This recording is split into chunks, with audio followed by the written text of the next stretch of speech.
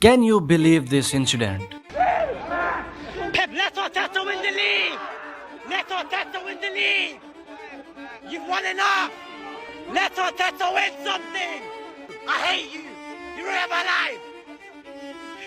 You see your players every single day, you work with them every single day. When you look at the whites of their eyes, what do you see?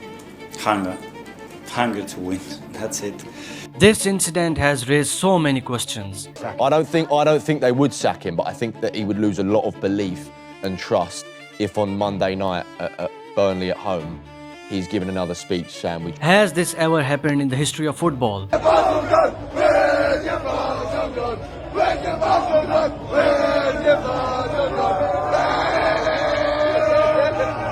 Has this ever happened in the history of English Premier League? Is Arsenal a big club, or they just have so much money that they spend on big players, but does that make them a big club? Well, you have to answer this in the comment section. They have big trophies, but that was in the past and so many years ago. Big trophies to be exact, but they have never won the Champions League in their entire history. Even Porto has 2 Champions League cups, Chelsea have 2 UCL cups, and even PSG have finally won their first ever Champions League trophy last season, which Arsenal is yet to win. Pep Guardiola is walking toward his car, I guess, and the group of desperate Arsenal fans rush the barrier. They aren't there to boo, they aren't there to protest, they are there to beg Pep. Pep, please let Arteta win the league. Pep, let Arteta win the league! You have won enough, you have ruined my life. I hate you! You ruin my life!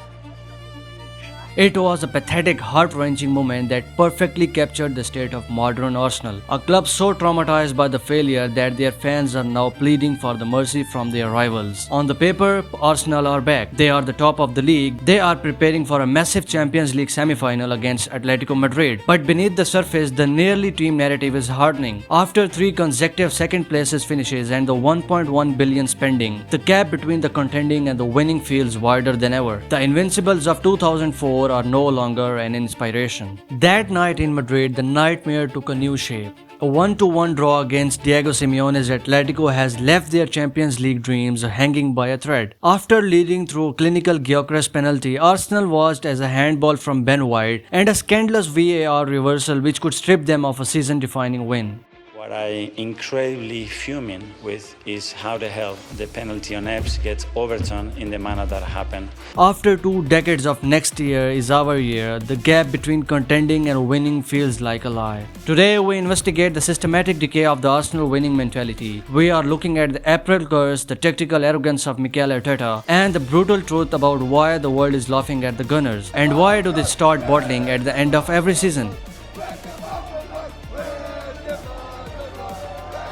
Highbury wasn't just a stadium, it was a cathedral of dominance. In 2004, the Invincibles didn't just win, they made the opposition feel small. Patrick Vieira didn't ask for the permission to be the champion, he took it. But as we move into the 2026 era, that DNA is gone. Arsenal has traded steel for silk. They play the most beautiful football in London, but they have lost the nasty streak required to close out the title. The transition from Highbury to the Emirates wasn't just a move of location, it was the move away from the club's soul. The viral clip from the April 25th proved that Pep Guardiola has won the mental battle. When fans are begging a rival manager to let them win, the prestige of the club is dead. Pep's Manchester City doesn't just beat you on the pitch, they occupy your mind. Arsenal fans have been gaslit into believing that no matter how well they play, the City machine will eventually swallow them whole. The desperation has leaked onto the pitch, where every misplaced pass now feels like a season-ending tragedy. Since Mikel Arteta took over in late 2019, Arsenal has spent staggering more than $1 billion on transfer fees. They have the 3rd highest net spend in Premier League. For that investment, they have won FA Cup from 2020 and couple of Community Shields. At what point does the progress stop being an acceptable answer? When you spend billion euros, you aren't building for the future anymore. You are expected to dominate the present. That night was ultimate anti-Arsenal trap. Atletico Madrid played the role of the defensive terrorist perfectly. While Arsenal controlled the possession, Simeone waited like a spider. The 1-1 results feel like a loss because they were robbed of a second penalty that would have changed their entire tie. Arteta's post-match explosion about the VAR decision being unacceptable at this level is the sound of a man who knows the walls are closing in. He blames the official, he blames the grass, he blames the schedule. But the truth is, Arsenal had the control and couldn't kill the game. If you can't beat 10 men behind the low block in the biggest month of the year, you simply aren't ready for the crown.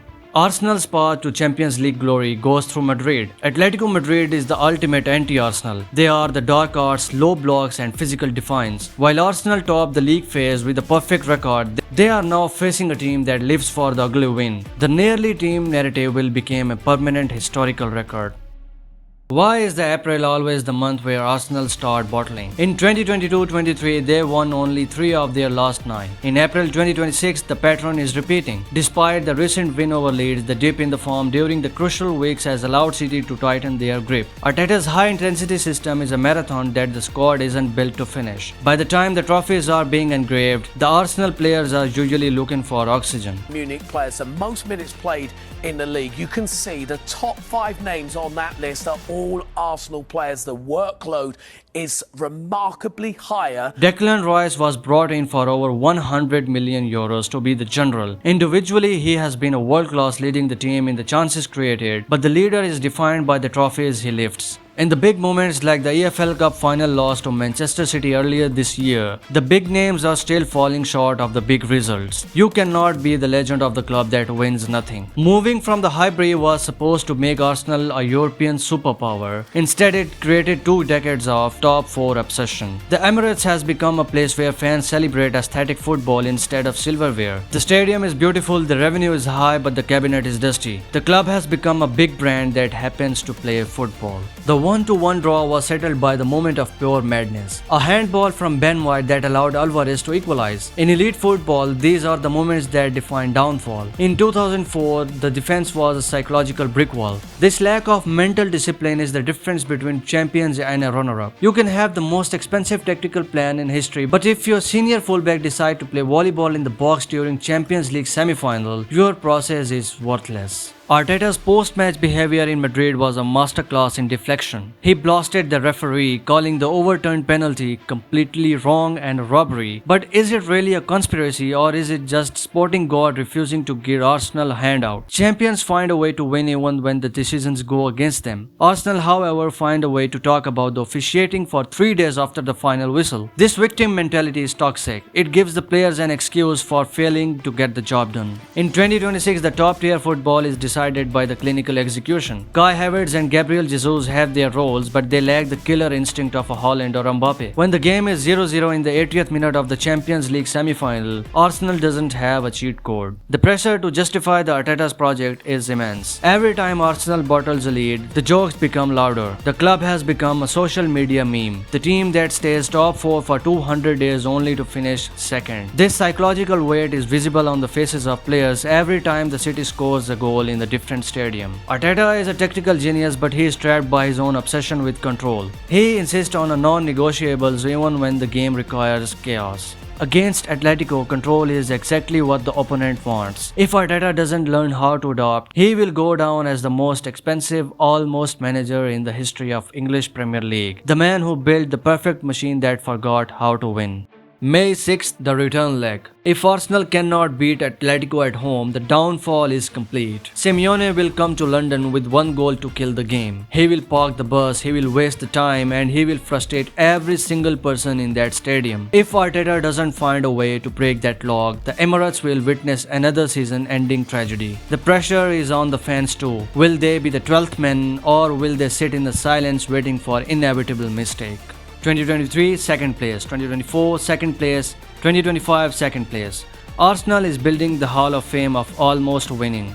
Its legacy disguised as excellence.